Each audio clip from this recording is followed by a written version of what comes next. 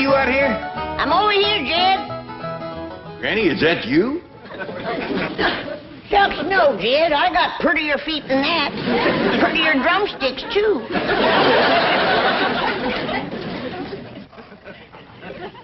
Well, them is them fancy towels Mr. Drysdale give us. Yeah, he says they're beach towels, but we use them right here. Granny, we've got company coming, and I reckon you'd like to get some victuals going. Who's coming? Well, one of them rich, high society Beverly Hills fellows named of Armstrong Doozer McHugh III. The third what? Third Armstrong Doozer McHugh, I reckon. You mean to tell me that them McHughes named all three of their young'uns the same name? I reckon that's it. Well, it's none of my business.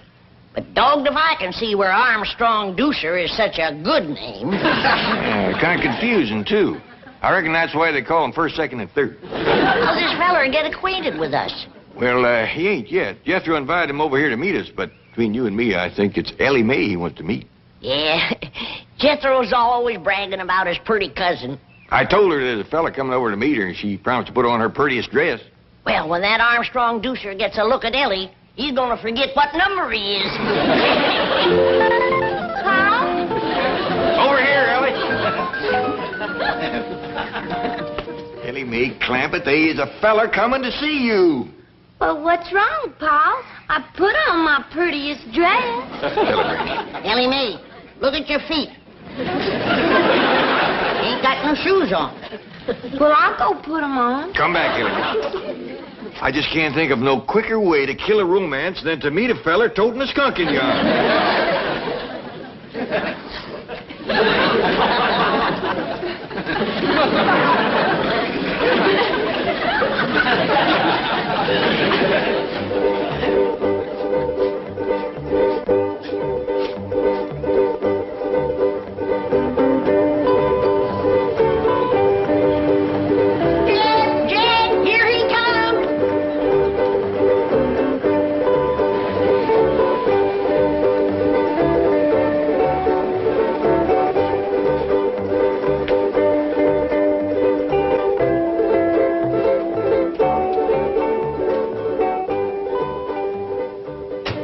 Is this the Clampett residence? Yes, sir. Thank you. He's older than I figured. And wearing a uniform. Jethro didn't see he was in the Army. It's all right, Jed. It's Confederate graves. Well, howdy there. I'm Jed Clampett. This here is Granny, and I reckon you must be Armstrong Doozer McHugh III. Oh, yes, sir. The second? No, ma'am. That explains him being older. He's the first. Jethro, Armstrong's here. Sir, you don't understand. Excuse me.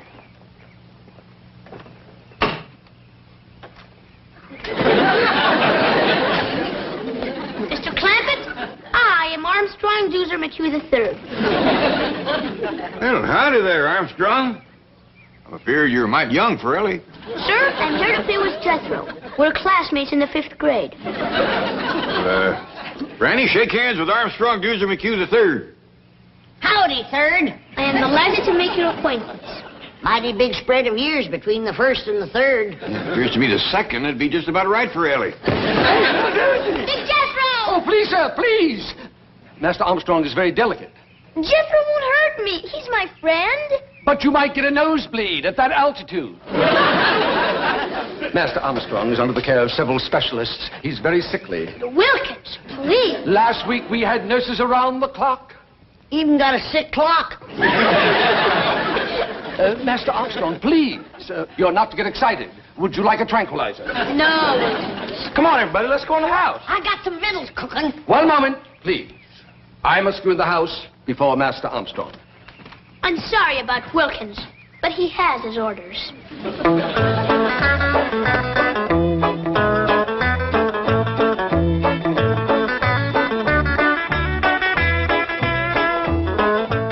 What in the Sam Hill are you doing?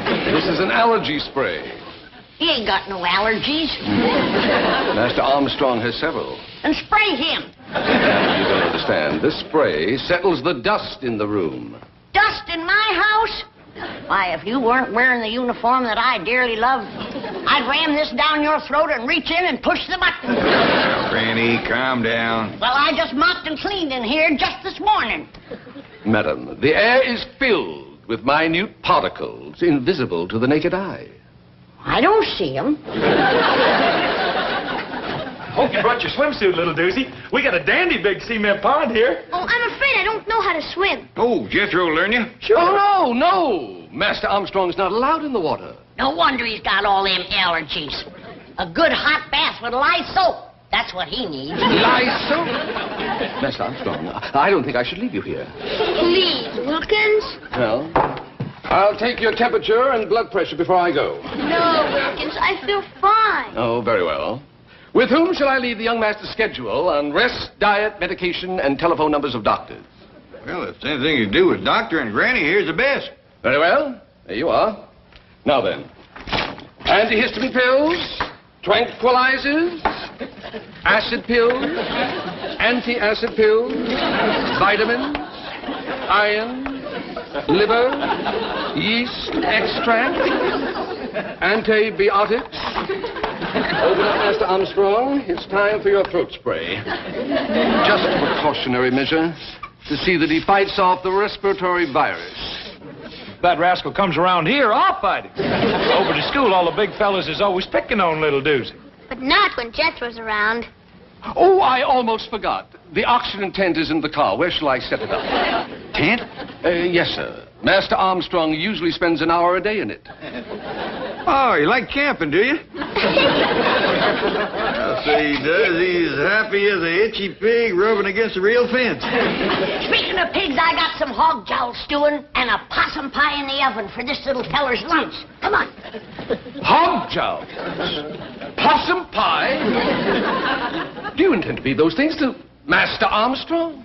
Why, don't he eat that good at home? Oh, he has an extremely delicate digestive system. At present, he's on a diet of special Swiss yogurt.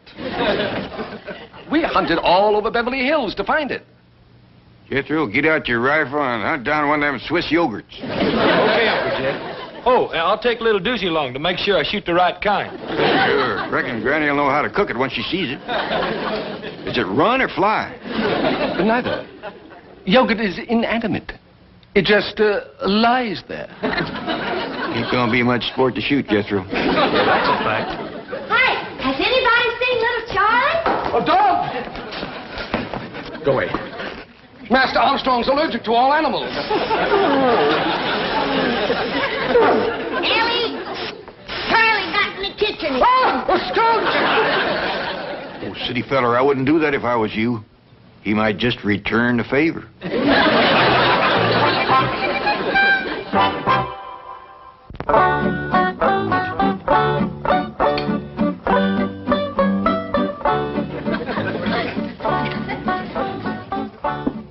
Oh, I'm sorry. You've all finished. Go right ahead and chuck it in there, young fella. Looks like you could use a little fattening up. That's a fact. I throwed away chicken bones with more meat on them than he's got. You want some more, little doozy? Oh, no, thank you. It was most delicious. I'd like to tell Chef how to make that. Who's chef? Oh, he's the feller that does the cooking over at Doozy's house. A man in the kitchen? Yeah, Granny. You ought to see him. Cooks in a great big white hat. Well, the first thing to tell him to do is to get rid of the hat and do his cooking in a pot. Well, how come your ma don't do the cooking, little doozy? Who? Your ma. Oh, Mother. I don't believe she knows where the kitchen is. On her rare visits home, I've never seen her there. Visits home? My mother and father spend most of their time traveling. Oh, drummers, huh? What do they sell? Well, they don't work. They just travel. How come? I really don't know. I imagine they enjoy it. Well, don't you miss your ma and pa? Oh, they write to me regularly, every month or two. I have a marvelous collection of foreign stamps. And they always telephone me on my birthday. That's right, friendly of them.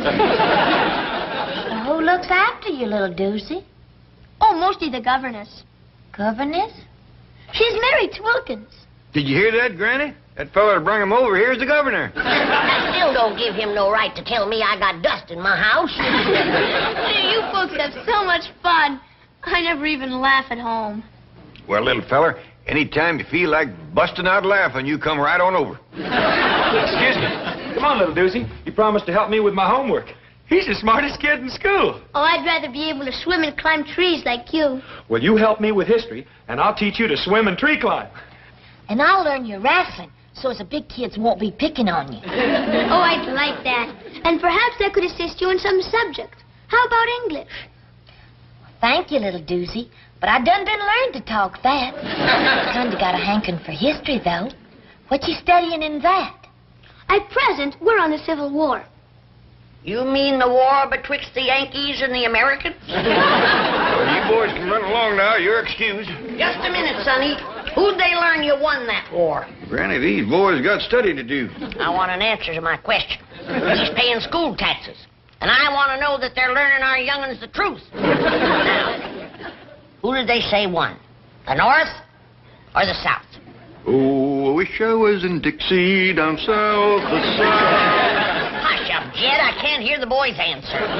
Why, madam, every true student of history knows that glorious armies of that brilliant and beloved leader, General Robert E. Lee, were never really defeated. Hallelujah. Stay for supper. Come on, Jethro. Hey, little doozy, didn't our history teacher over to school say that... Oh, I wish I was in Dixie down south. Smart little feller. But I gotta learn him the right words to Dixie.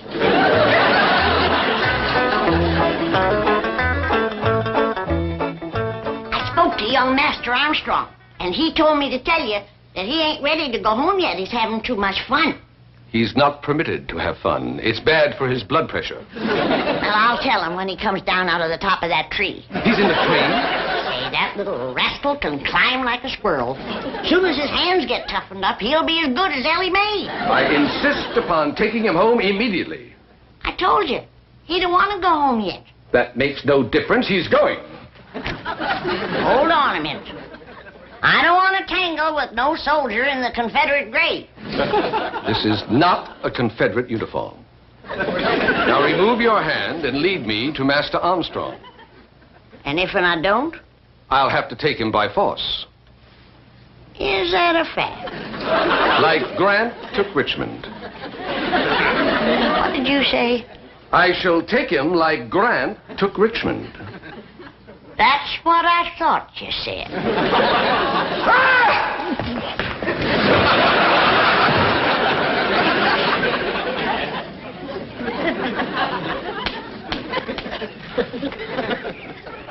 I'll be back. Well, you better bring Grant with you, and his whole army.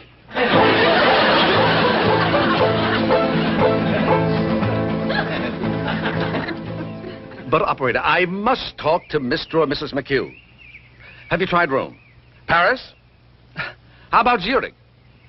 Well, try Zermatt. Maybe they're climbing the Matterhorn. Well, try anyway. Maybe their hotel has a long extension cord. Operator, this is urgent. I thought I told you to ski that. Call me back. My area code is 417, zone 328, and this is mobile 089-303-52. Never mind. I'll call you.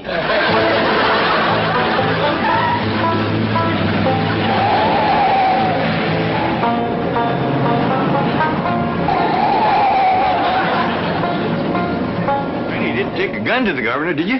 He ain't no governor. He ain't even a Confederate. And what's more, he ain't got all his turnips. You mean he's touched? He was a-sitting in his automobile pretending to be talking on a telephone. I wonder how come so many of them kinds seem to wind up out here in California.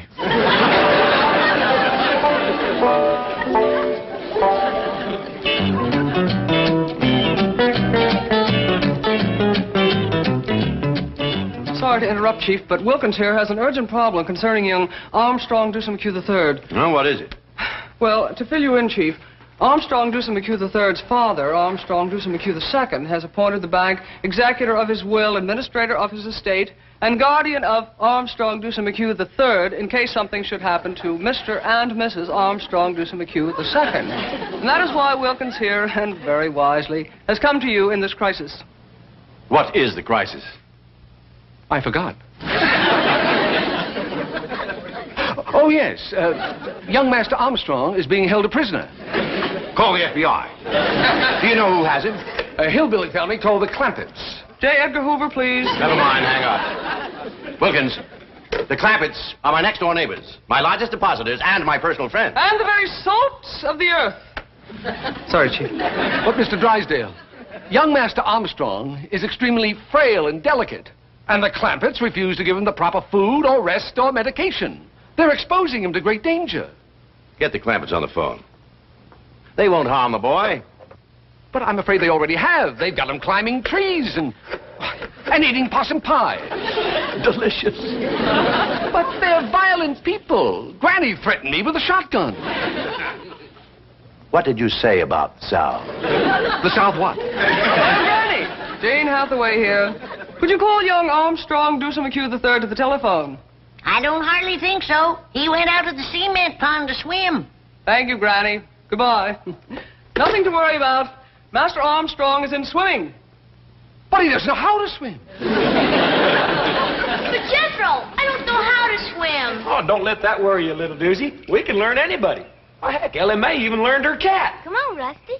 Look there.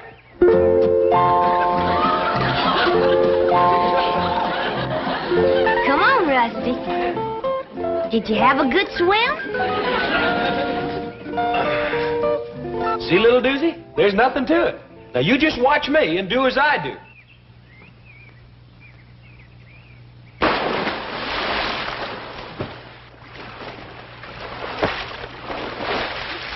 Come on, little doozy. I'm afraid, Jethro. You got nothing to be afraid of. Why, Ellen May is right here. And Rusty, too. I'll do it if Big Jethro commands me to. Big Jethro says dive in and swim.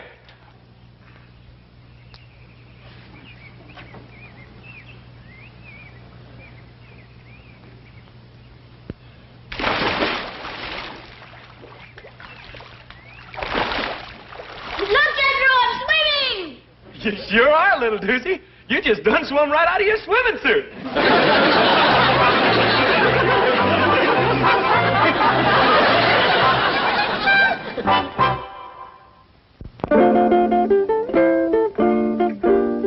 Nice and soft here so nobody won't get hurt none. Can you really teach me to defend myself against those big bullies at school?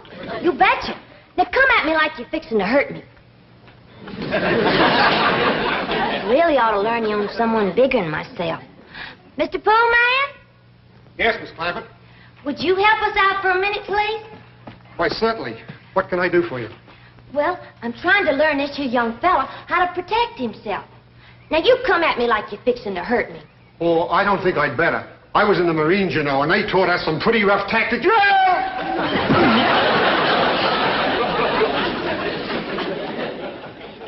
By any chance, were you in the 3rd Battalion?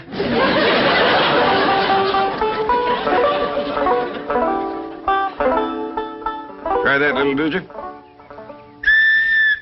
It works. I'll tell you what you can do. You whittle yourself a whole bunch of these, different sizes, tie them together side by each. You can play a real tune. But I don't have a knife, sir. Well, I'll tell you what. If you promise to handle it real careful, like I showed you, safety first, don't cut yourself, you can have this one. Gee, thank you, Uncle Jed. You know, by rights, I ain't your Uncle Jed, just Jethro. Oh, yes. I'm sorry, Mr. Clampett. But seeing as how you're such a good friend of Jethro's, you can call me Uncle Jed. Now remember, Third, you gotta keep your eye on the cork. When the cork starts bobbing around in the water, then you know that a fish is nosing around the bait. And then, when the cork all of a sudden ducks under the water, then you know old Mr. Fish has grabbed the bait. And you pull him out. Can I hold the line, Mrs. Granny? Sure, you might as well get the feel of it. I caught something! Oh, you couldn't have. There's nothing in there. It feels like a whale! Help me!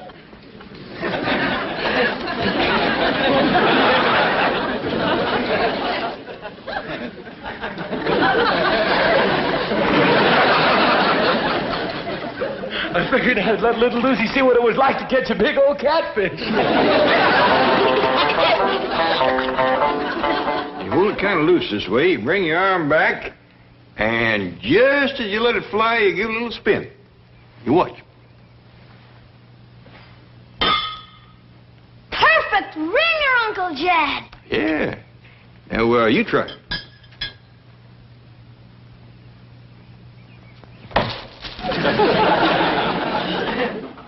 Now, you see how handy it is to be able to climb a tree?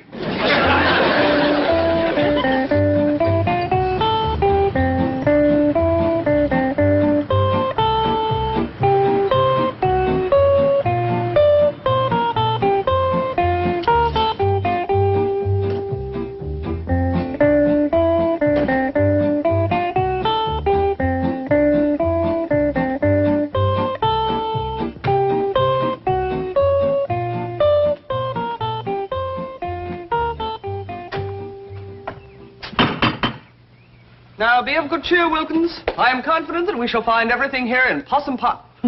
Apple pie order. Howdy, Mr. Drysdale. Well, Miss Jane, Mr. Wilkins, come on in.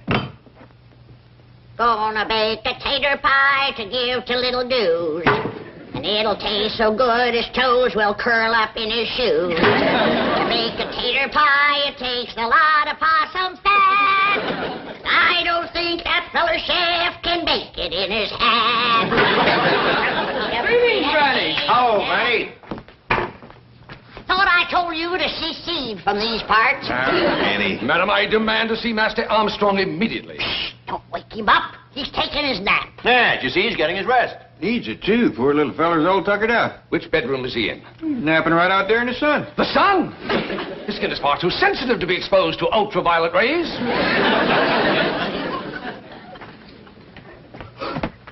He's allergic to animals. Wilkins, I'm not going home. I feel fine.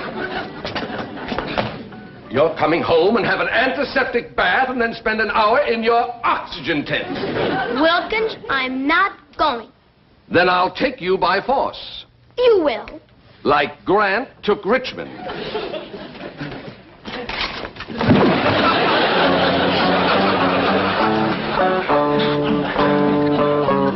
Master Armstrong.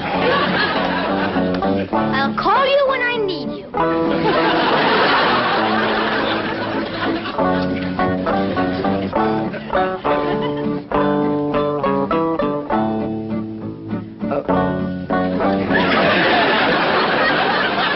Go away. Scat. Scat. Scat. Scat. I wouldn't do that if I was... I